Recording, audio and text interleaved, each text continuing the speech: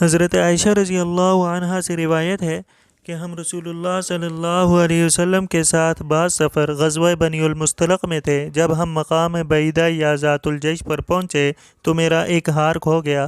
رسول اللہ صلی اللہ علیہ وسلم اس کی تلاش میں وہیں ٹھہر گئے اور آپ کے ساتھ اور لوگ بھی ٹھہر گئے، لیکن وہاں پانی کہیں قریب میں نہ تھا۔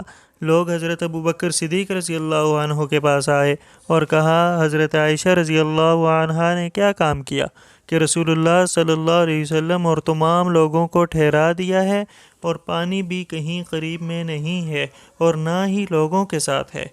تو پھر حضرت ابوبکر صدیق رضی اللہ عنہ تشریف لائے۔ اس وقت آپ صلی اللہ علیہ وسلم اپنا سر مبارک میری ران پر رکھے ہوئے سو رہے تھے۔ فرمانے لگے کہ تم نے رسول اللہ صلی اللہ علیہ وسلم اور تمام لوگوں کو روک لیا، حالانکہ قریب میں کہیں پانی بھی نہیں ہے اور نہ لوگوں کے پاس ہے۔ حضرت عائشہ رضی اللہ عنہ کہتی ہیں کہ والد ماجد رضی اللہ عنہ مجھ پر بہت خفا ہوئے، اور اللہ نے جو چاہا انہوں نے مجھے کہا، اور اپنے ہاتھ سے میری کوکھ میں کچوکے لگائے۔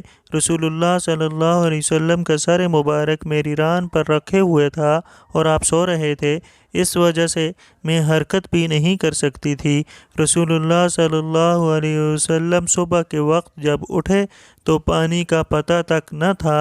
پس اس وقت اللہ تعالیٰ نے تیمم کی آیت اتاری اور لوگوں نے تیمم کیا۔ اس وقت پھر ایک صحابی اسید بن حضیر رضی اللہ تعالیٰ عنہ نے کہا، اے آل ابی بکر، یہ تمہاری کوئی پہلی برکت نہیں ہے۔ حضرت عائشہ رضی اللہ عنہ فرماتی ہیں کہ جب ہم نے اس اونٹ کو ہٹایا جس پر میں سوار تھی تو ہار اسی اونٹ کے نیچے سے مل گیا۔ مزید حدیث حاصل کرنے کے لیے ہمارے چینل کو سبسکرائب کریں، لائک اور کمنٹ کرتے جائیں۔